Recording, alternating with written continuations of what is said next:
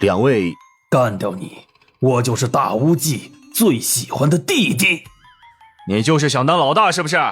早就看你蠢蠢欲动，咱们巫族的淳朴都被你吃了，我打死你这个混账！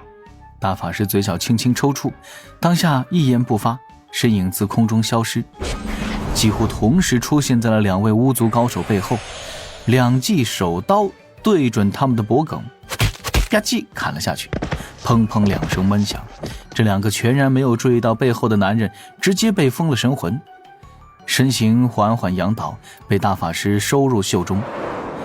大法师看向李长寿所在之地，双腿微微弯曲，道袍各处轻轻鼓起，随着他一声轻喝，身影化作一道黑白掺杂的彗星，径直冲向高空中的小恶女。滚开！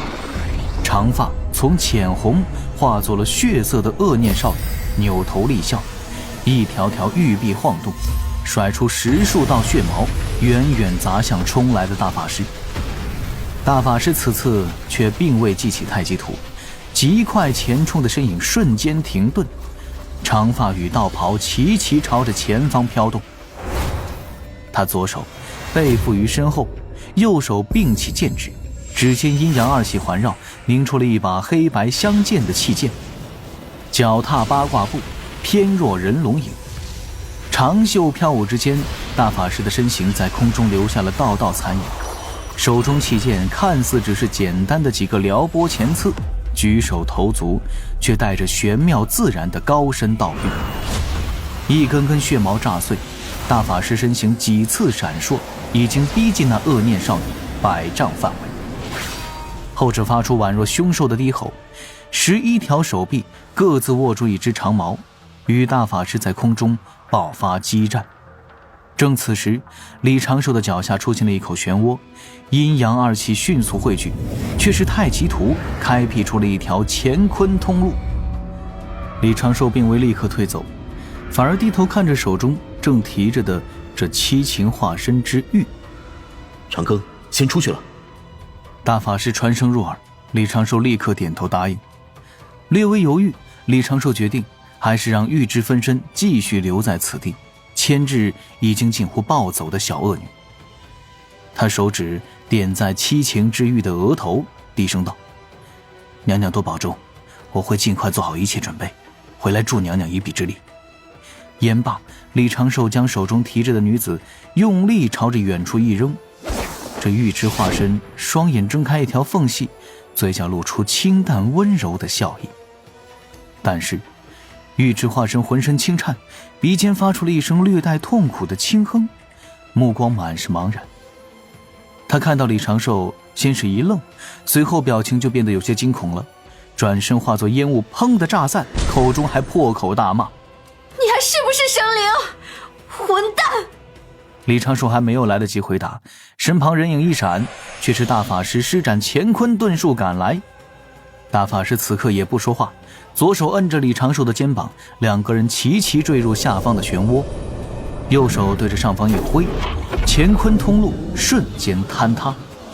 那一团追击而来的血红色身影堪堪扑空，砸入了岩浆湖中，游子恶狠狠地骂道：回来！我要杀了你们！杀！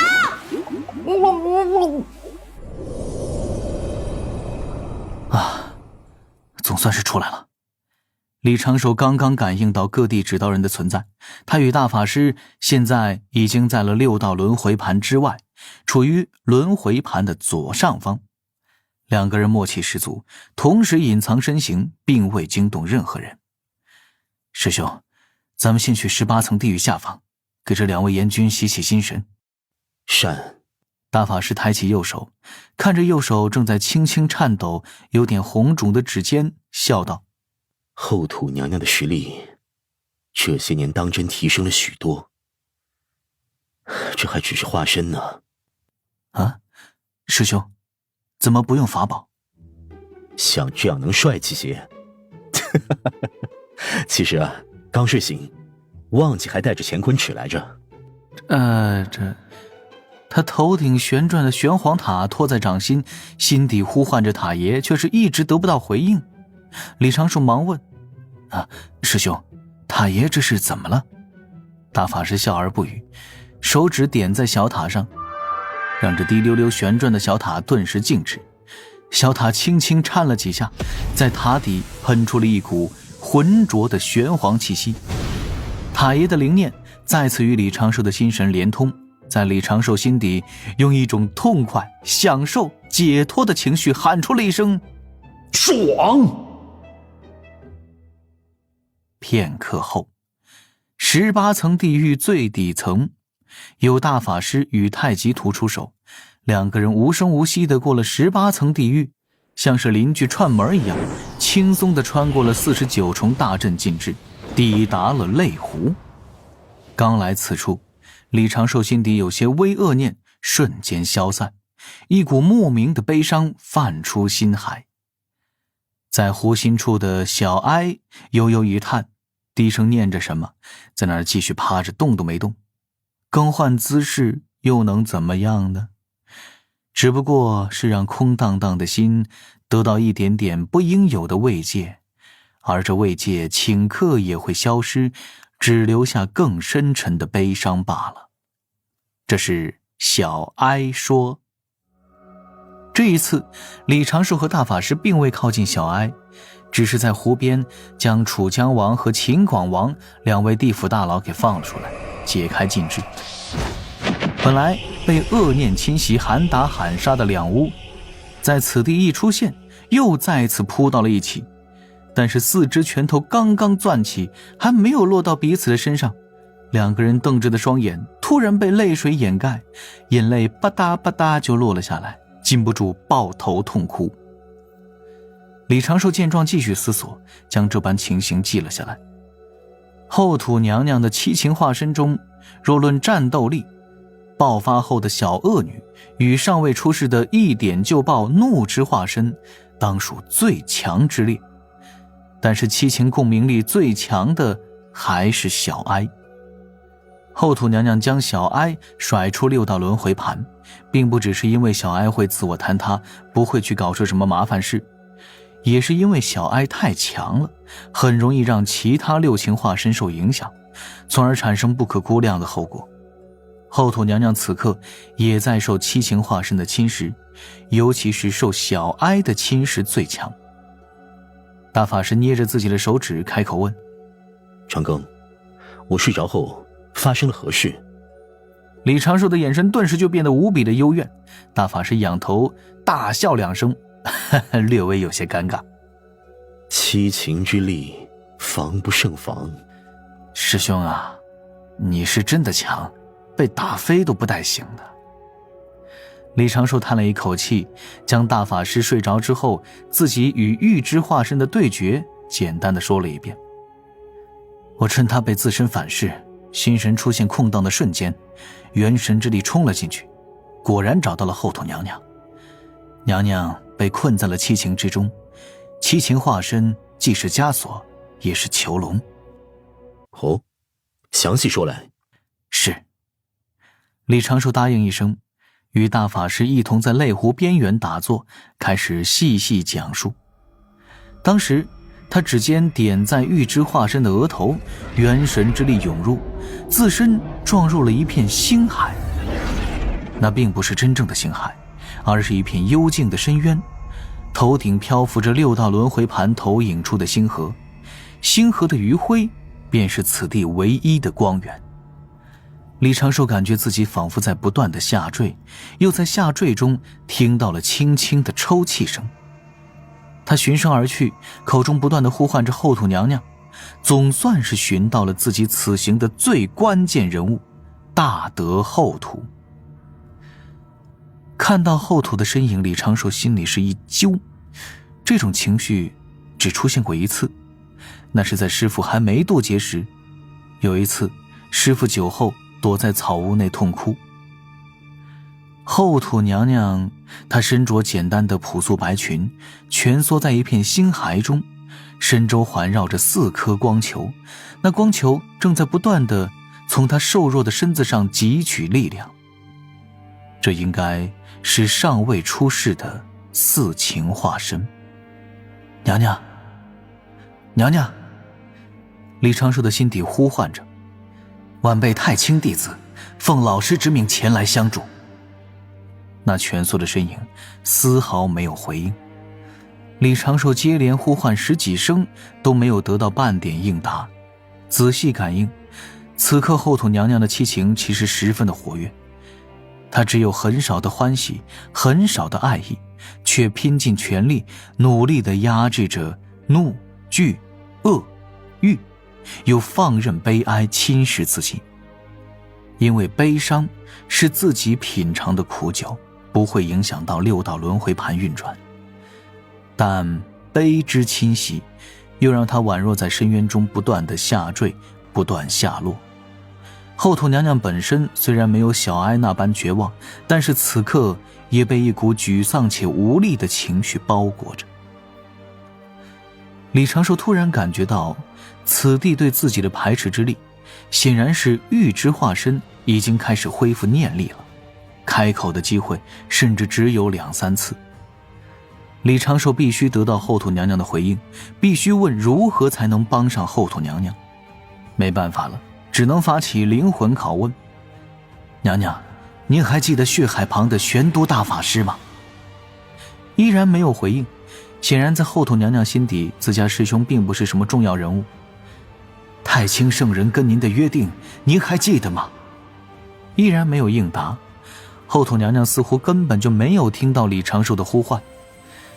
撕扯感更强烈了，李长寿能够感觉到那玉之化身的念力如同海啸般侵袭而来。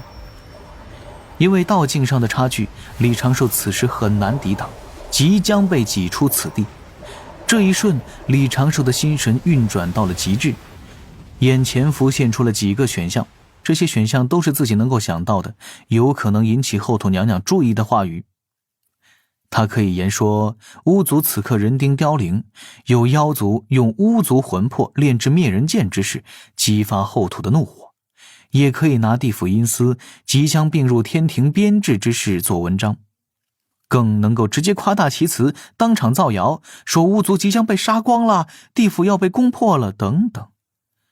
但是这一刻，李长寿心底泛起了一种不忍，他不忍对眼前这位娘娘撒谎，不忍用夸大其词的话语再去刺激后土娘娘本已经无比疲倦的心神。被生灵七情拉扯折磨，这该是何等的痛苦。可是李长寿知道自己此刻必须说一声，用尽量温柔的口吻说一声：后土娘娘，晚辈需你相助。宛若一滴水落在水潭，这寂静之地出现了声响，又伴着声响多了少许光彩。仔细看去，那光亮是来自于后土。蜷缩在星海角落，正抱着自己双膝散发着浓郁悲伤的女子，缓缓抬头，睁开了自己那双星眸。你是谁？泪湖旁，李长寿对大法师讲到这一段时也是有些唏嘘。唤醒后土娘娘后，玉之化身就无法赶我走了。娘娘趁着玉之化身虚弱，暂时压制了玉之化身。我简单将此时地府的情形说给后土娘娘，并在后土娘娘那儿寻求解决此事之道。可有办法了？李长寿皱了皱眉，左手张开，掌心有金光流转，凝成了一只宛若由枯草编制成的草环。随后土娘娘说，咱们师兄弟2人出手就够了，但是稳妥起见，师兄，你能请动多少道门高手？跟师兄你的实力最好不要相差太多。请多少人倒不是问题，问题是请的人太多，你可捞不到太多功德。李长寿仔细地斟酌了一下，还是稳一些，功德能有就不错，不多强求。话语一顿，李长寿笑道：大不了稍后请师兄你在我身旁护着，我去找些业障大妖处理了，补上这个缺漏。你说，那些妖族当初为何非要招惹你？大法师一阵摇头，叹道：“简直堪比灭族之祸呀！”唉，微风带着远处的叹息声，湖心的少女轻声呢喃着什么，虽然听不太清楚，但必是消极语录。所以说，最少需要7名高手，镇压或者拖住全面爆发的七情化身。这7个高手必须有足够的实力，道心也不能有太大的缺陷，要能在6大轮回盘中对抗七情共鸣之力。大法师也低头思索了一阵，抬头道：“要不，师弟，你去说道说道，凭你这3寸不烂之舌，或许能让老师出手。”直接请圣人出手？李长寿虽然对这个提议很是心动，却知这不过是不切实际的空想。圣人老爷或许会出手，但那定是在他们2个失手之后现身为他们收拾残局，不然圣人老爷培养他们这些圣人弟子又有何用？到那个时候，等他们的估计就是灵娥最喜欢的那种奖赏了。师兄，老师如果想要亲自动手，何必安排咱们来这儿呢？说笑罢了。师弟你去截教那边，为兄去阐教走动。大法师仔细斟酌，叮嘱道：“修为道境，法力灵宝就算有所欠缺，心神道心能抵御七情共鸣就可以了。尤其是心神，不能有明显的破绽或者执念，不然肯定会为七情化身所趁。我想请多宝师兄、公明师兄和云霄仙子前来相助。若是一切顺利，或许还能请动第4位。据师兄所知，截教那边还有哪位高手适合担当此任？吴当师妹与金陵师妹吧。”